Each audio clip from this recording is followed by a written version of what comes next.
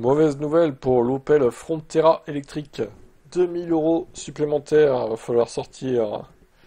Le Frontera est un projet commun avec Citroën qui propose de son côté le C3 Aircross, la nouvelle génération du français, a décidé de casser les prix avec un ticket d'entrée de 19 700 euros. Opel a suivi le mouvement, le Frontera a lui aussi des tarifs agressifs, même s'ils sont un peu moins agressifs. En effet, alors que la Frontera dévoilée au printemps 2024 est dans les concessions depuis quelques semaines seulement, il augmente ses prix, toute la gamme est concernée.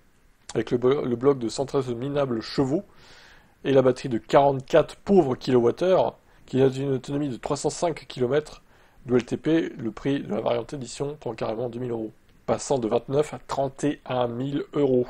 Le modèle GS augmente de 1500 à 33 000 euros.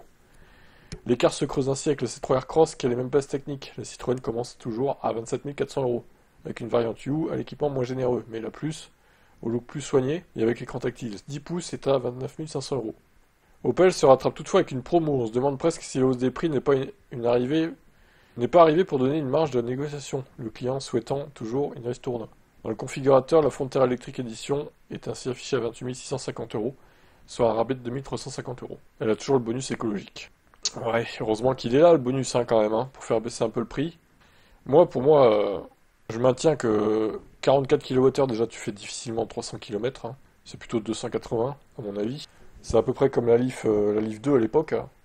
Et c'est à peu près les mêmes prix. Bon, alors là, c'est sûr qu'il y a eu de l'inflation qui est passée par là depuis.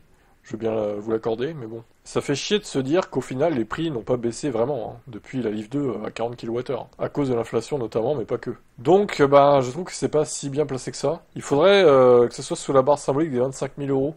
Je trouve, déjà, ce serait hors bonus, du coup.